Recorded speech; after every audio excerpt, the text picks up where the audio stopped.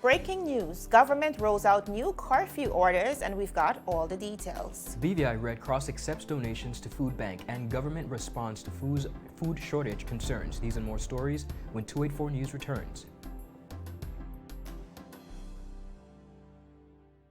Is business slow? Cash flow down? Hosting an upcoming event? We can help. Advertise with 284 Media and take your business or event to the next level by enhancing your present marketing and messaging strategies. Allow our team of experts to create a personalized ad that sets your business apart from all the rest. This could be your business or event. So, what are you waiting for? Contact our marketing team at 284media@cctbvi.com. Advertising with us works.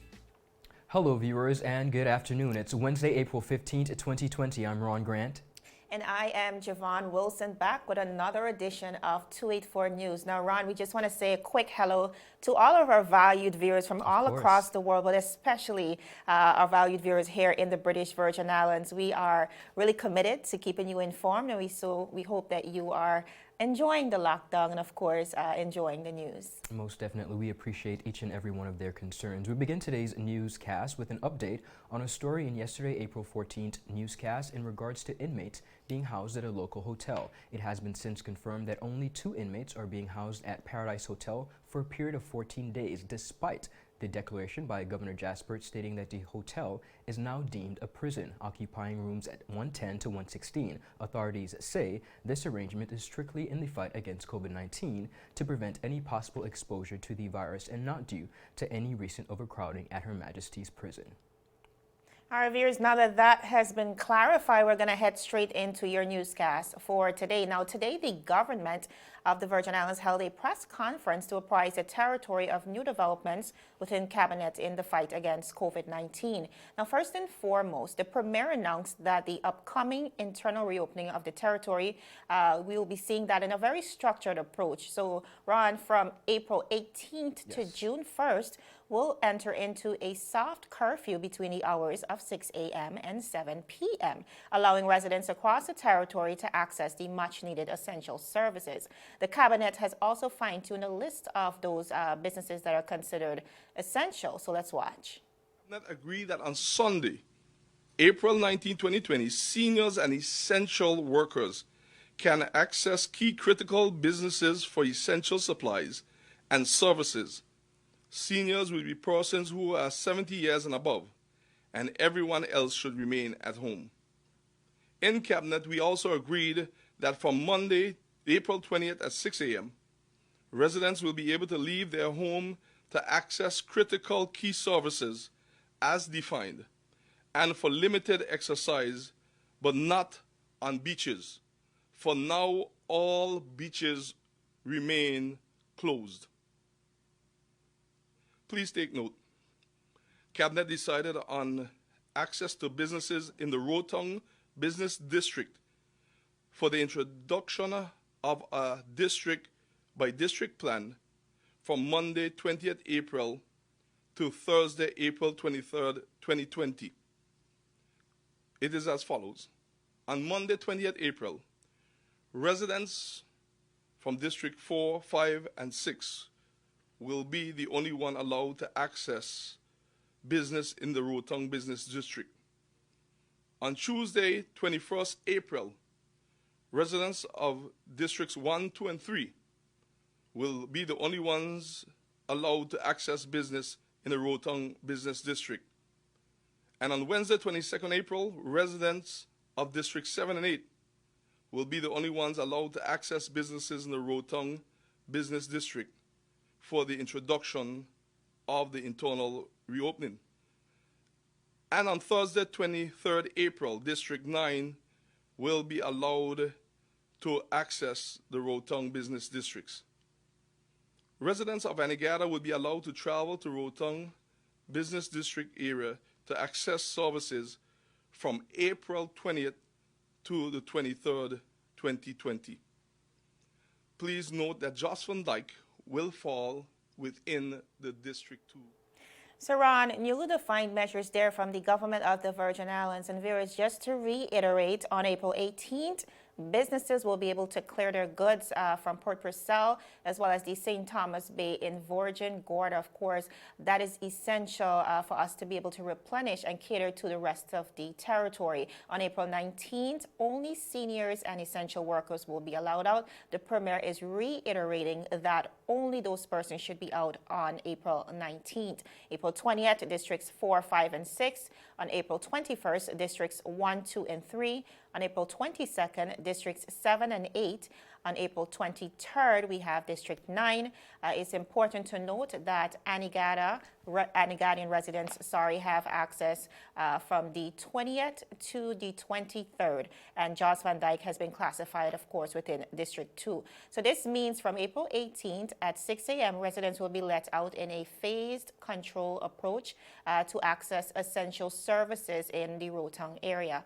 And Ron, it is also important for us to remember that this is not the same as when we had to stock up for about 14 days as ordered or advised by the Premier, the government of the Virgin Islands. The shops, viewers, are expected to remain open from April 24th onwards. So residents, again, there is no need for us to rush out and stock up all at once, which again can cause crowding at the stores, and that is the problem that we're trying to combat here in the British Virgin Islands. It's also important to know that this system applies to persons from those districts shopping in the Rotong area. So what they're trying to avoid essentially is overcrowding within the Rotong area. It is my understanding that outside of those confines, residents are still permitted to shop within their respective districts, of course within the confines of 6 a.m. to 7 p.m. daily once the soft curfew is enforced. Again, this approach is to avoid overcrowding in the middle of Rotong. Additionally, viewers, a few critical points. We heard that the borders will remain closed until June 1st. The only opening we know of is internally, and we heard that the Premier also mentioned that ferries will be able to travel inter-island. Outside of that, we will not be opening our borders, that is the Terrence B International Airport, or our seaports to incoming passengers.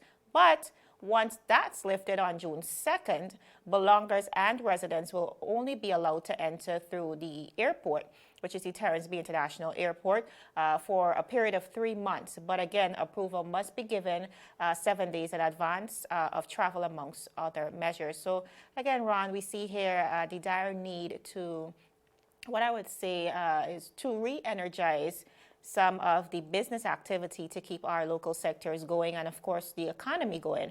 Unfortunately, as we know, a lot of that flow was seized as a result of us not being able to get out and work for almost 3 weeks. And as we prepare, to release the territory from the current 24-hour lockdown, we see here a new district-to-district rota system to afford our residents access to the much-needed supplies. Well, Jovan, we are literally taking it step by step, and again, we applaud the government of the Virgin Islands for their ingenuity and concern. We want to encourage persons, some of the concerns that we got on social media, particularly persons were concerned as to how the government would be able to conduct and really control whether or not persons are going by their districts. Obviously, previously, we saw where persons were not abiding by the last name system. So persons are here concerned now whether or not persons would be, disobeying, and whether or not when their district is supposed to be going out, whether or not they would be going out. But again, we want to encourage persons, the supermarkets will be open, so this is not a time to panic. It is just for you to get your essentials, and you will have all the time you need to do so. Well, and just speaking to a coworker, we came across a great approach, Ron. She is suggesting that maybe we should have at the various intervals that allows us to enter into town, maybe police reinforcement to ensure that, persons can provide maybe a proof of address. They're coming from their respective districts, because again, the system was abused. Last time we found that a lot of persons did not get the essentials they needed because most of those were depleted by the time they got to it. So we want to ensure that we are abiding by a fair process, and again, remembering that we're all in this together. And Jovan, this is also a great time, perhaps if we had voter registration cards, which we've been promised in the years gone by, this would be a great tool to be able to monitor, but nevertheless, persons are encouraged to abide by those rules. Continuing on, the BVI Red Cross is accepting donations to replenish its food bank. Individuals and businesses that would like to donate to the BVI Red Cross Food Bank should email Dennis Versoa at DVERSOZA, that's D Versoa at Rotown wholesalertw.com with the subject line BVI Red Cross BVI R001. Now, in the email, persons are asked to state the total of the donation along with any specific items to include in the order for the food bank. Director of the BVI Red Cross, Ms. Stacy Lloyd, said, and I quote, "In order to help more people during these challenging times, the BVI Red Cross is appealing to the general public to donate generously to our food bank." She continued by saying the food bank supports the most vulnerable members of our community, which includes the elderly, unemployed, the sick and shut-in, and single-parent homes. The food bank is located at Roadtown Wholesale, which Director Lloyd said is one of the BVI Red Cross's long-term donors. To that end, she commented and said, and I quote, "The BVI Red Cross is grateful to the unwavering support of donors like the BVI Roadtown Wholesale. The BVI Red Cross Food Bank in time for Easter weekend, those supplies are being given to persons in need. Deliveries began on Saturday. Persons in need of food supplies should register with the BVI Red Cross via telephone number 494-6349. Again, that number is 494-6349. The Red Cross movement is a volunteer-based international humanitarian organization which was established in 1956. Jovan, we see here where persons have the opportunity, if they are in a position, to help and reach out through the BVI Red Cross. Too often times, all across the world, we've been getting complaints of persons not being able to access services, but here in the BVI we have an opportunity as residents, for those of us who may be in a position to help, to contribute to our own economy. Very often we're quick to send money away to places we don't know or people we don't know, but this is a prime example of keeping it local and assisting our local brothers and sisters. So I do want to encourage persons within the Virgin Islands community, those who are willing and able, to contact the BVI Red Cross to help them replenish their food bank, which has assisted numerous residents throughout the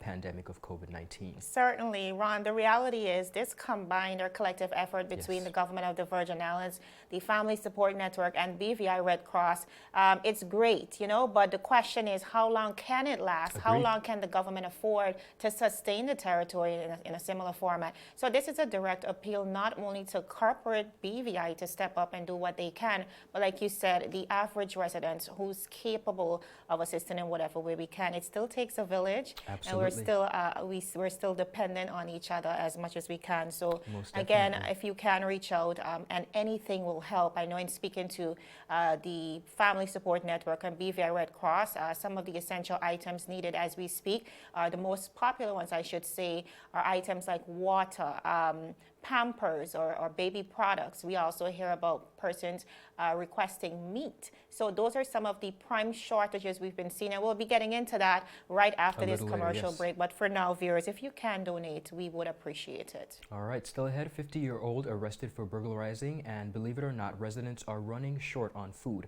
amidst the lockdown. Stay tuned for government's response to this and a lot more after a word from our sponsors. Some claim that the age of a true gentleman is far behind us, but here at 284 Media, we disagree. He may appear in different guises today, but the values and ideals that make him a gent still stand. 284 Media proudly presents its newest talk show, The Art of a Distinguished Gentleman, with yours truly, Ron Grant. A show poised to help guide modern-day men into 21st century distinguished gentlemen. Don't worry, it's not all about suits and bow ties, but raw, real-life lessons that translate to grounded, community-minded, well-rounded men. The Art of a Distinguished Gentleman, a 284 Media production.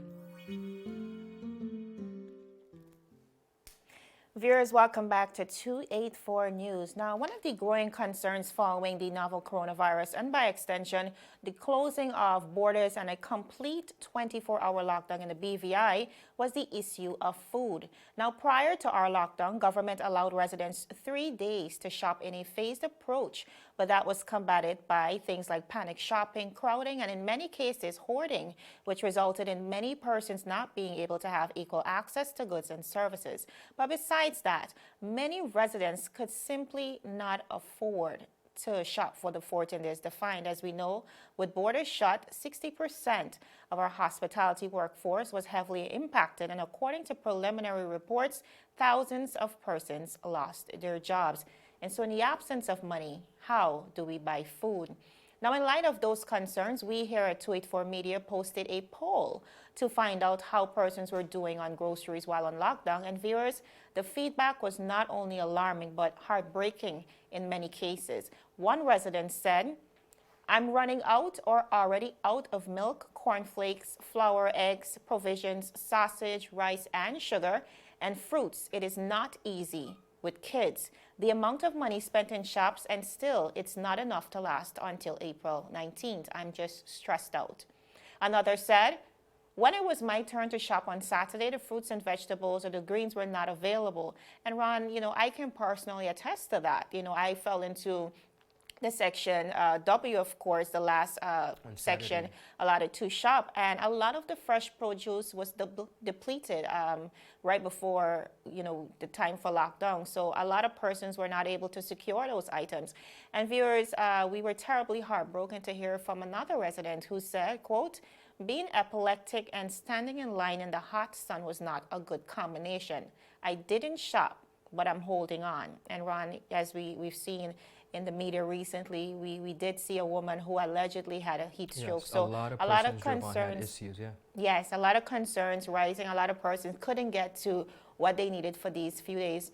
So viewers, these are just a few of the concerns echoed by at least 100 persons who commented on our poll. So with that in mind, we reached out to the government on Saturday, April 18th for a response. We wanted to know if an online order and delivery service system could have been implemented to help those persons. And even though we did not receive a response, just a few days after, the government sent out an advisory indicating that persons suffering from a food shortage, they can reach out to organizations like Family Support Network and Red Cross, who is now in a position to assist. But today, viewers, an even better message of hope for those in need. We now have home delivery services, and that was approved by Cabinet. Let's watch. We recognize that there have been some genuine needs during this 14-day curfew. In order to address those needs, Cabinet approved home delivery services for essential food supplies only from approved supermarkets between 9 a.m. and 3 p.m. and home deliveries of LPG cooking gas from 6 a.m. to 12 noon while this present curfew continues. Please note that you can only call in your orders for food and groceries using those delivery services approved by Cabinet. So as you can see, persons will be able to utilize that online ordering and delivery service from 9 a.m. to 3 p.m. You also have an opportunity to purchase cooking gas, I think between 9 and 12, if I'm correct. But Ron, we are so happy to see the government acknowledging the needs of our residents in this crisis.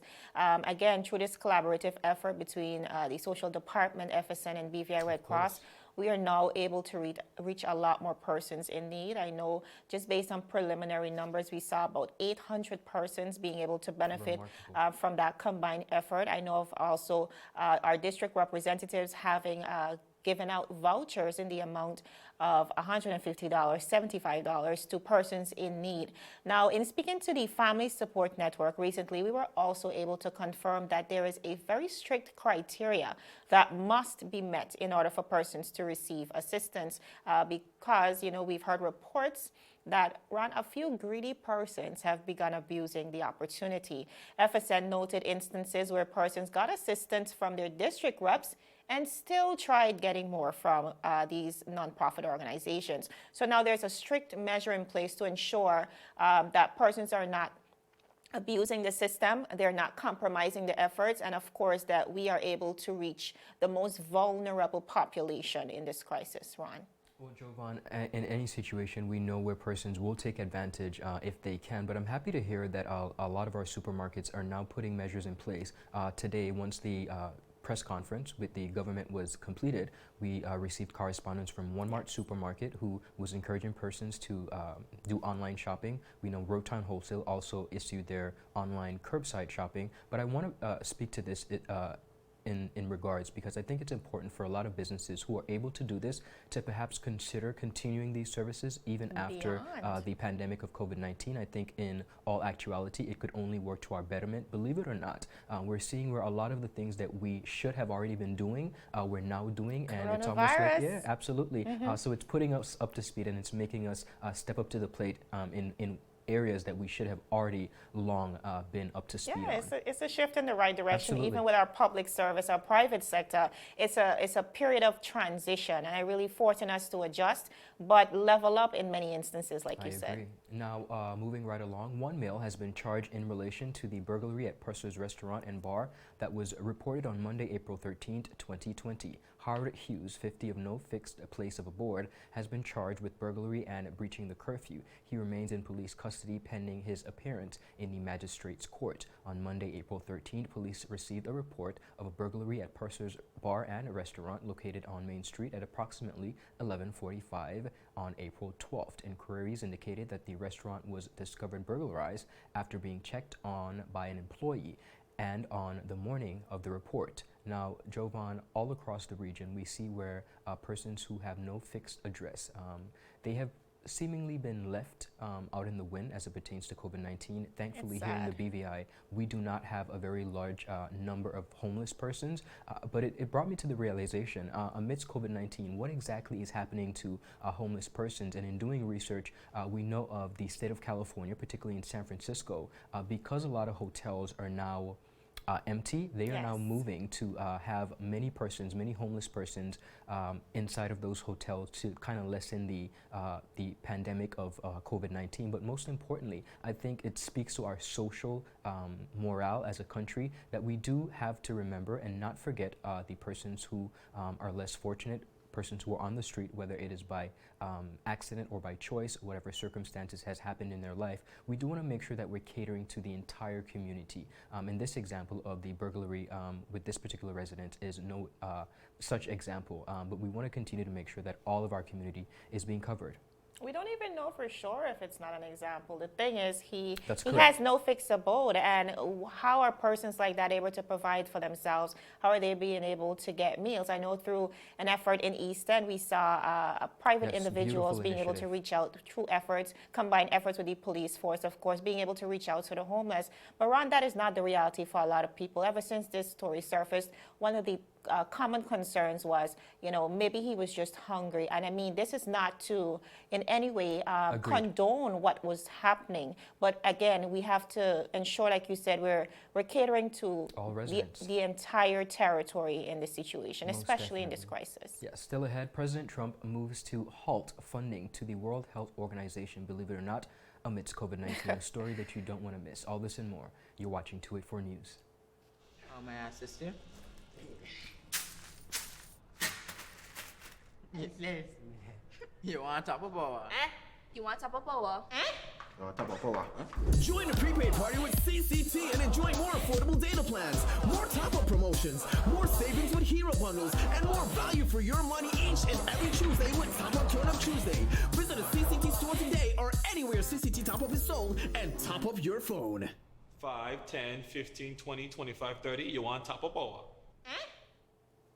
Viewers, welcome back. You're watching 284 News. U.S. President Donald Trump's move to halt funding to the World Health Organization over its handling of the coronavirus pandemic prompted condemnation from world leaders who appealed for cooperation and unity. Trump, who has reacted angrily to accusations, his administration's response to the worst epidemic in a century was haphazard and too slow, and became increasingly hostile towards the UN agency before announcing the halt on Tuesday. Now, the World Health Organization, which is based in Geneva, had prompted China's disinformation about the virus that likely led to a wider outbreak than otherwise would have occurred, Trump said. The World Health Organization had failed to investigate credible reports from sources in China's Wuhan province, where the virus was first identified in December.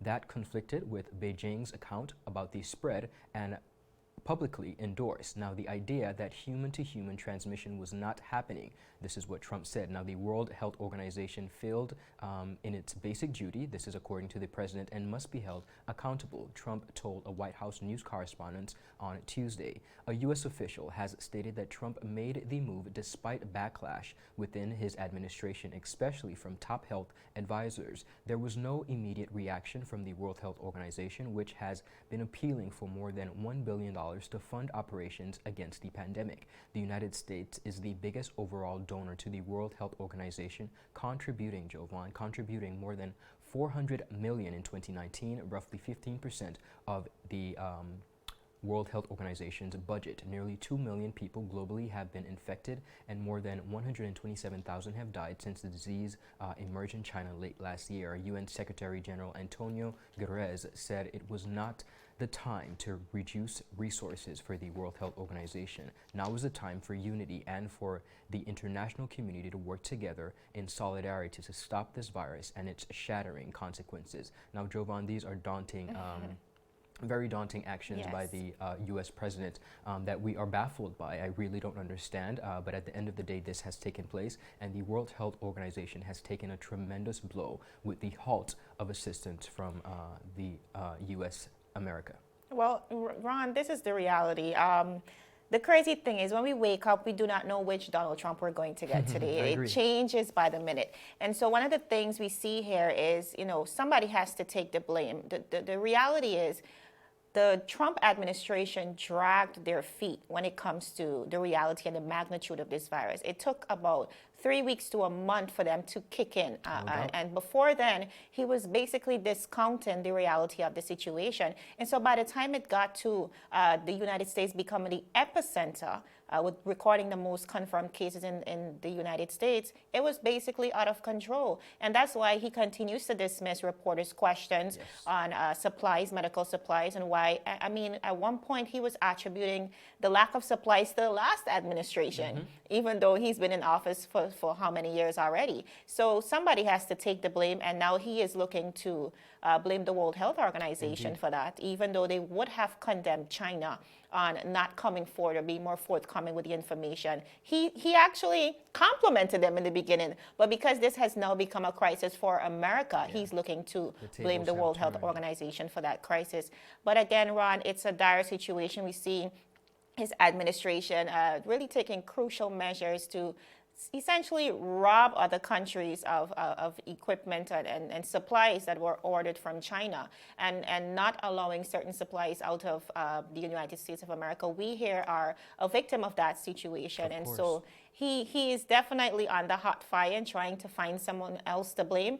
And today, that happens to be the World Health Organization. And at the end of the day, Jovan, only the persons who benefit most are going to suffer. That's the unfortunate part. And I just don't understand. I think the very Americans in the U.S. are going to suffer from this because they too, you know, are beneficiaries. But at the end of the day, we're going to continue to monitor this. But it's very daunting. In troubling times, this is when we should be sticking together. But we see where the leader of the United States is just making some very unorthodox and rapid, just crazy decisions. He's trying to politicize the crisis. That's all it is. And, you know, that's a dangerous hole for us to fall in because it is at the expense of people's lives, real people's lives. And believe it or not, taking this opportunity as well as an election gimmick, of course, it is time for it's going to be approaching for the U.S. elections, and this is his way of trying to make sure that at the end of the day, persons feel as though he's making such decisions, but it's absolutely uncalled for and very sad to see in this day and age. And to his very detriment. Now, as we all try our best to maneuver through the ever-evolving pandemic that is COVID-19, local experts are making available live Q&A forums to assist individuals in their decision-making through these tough times. The first one, Money Matters event, that's going to be held on Thursday, April 16th at 2:30 p.m. Live on ZBVI and Facebook. Bank moratoriums, answering the who, what, when, and how. This is very important, Jovan. We're happy to see that persons who have the expertise are coming to the forefront to assist persons in really breaking it down. A lot of persons do work with the bank, but they really have no understanding of their rights, what they can ask for in these such times. So I think it's critical. And then on to another one, the BVI CCHA on Thursday, April 23rd. So we have some time at 6 to 7 p.m. They're going to do a Facebook Live at the BVI CCHA Facebook page, answering all your business questions. This is going to be very helpful, so we want to encourage persons who may have a business or are in the business community particularly to tune into both of these so they can learn as much and ask as many questions as possible, particularly to the hospitality industry. The BVI Hotel and Chamber of Commerce Association has been liaising for a very long time with the government to make sure that measures are put in place for the business community. And we do see, Jovan, where persons are worried, they feel as though they're kind of left on the side. Again, today in the press conference, the Honorable Premier mentioned that a stimulus package will be coming forth shortly. Again, we've been waiting for that all the time, but nevertheless, we see where organizations are coming to the forefront and really assisting persons, and we could not thank them enough. So persons, be sure to tune into these various lives. I'm sure it will be of great help to you. It will require a holistic effort, and I'm very happy to see, like you said, corporate BVI really step into the forefront to ensure that we're all informed. Viewers, we are out of time, unfortunately. That is it for today's News Roundup, but be sure to follow us for daily news updates at 284media.com, and you can like us as well on Facebook at 284media, as well as 284BVI on Instagram, as well as Twitter. My name is Javon Wilson. And I'm Ron Grant. We'll see you again tomorrow as we deliver your daily dose of local, regional, and international content. We're 284 News, your source for honest and impartial news. Have a good evening, everybody. Bye-bye.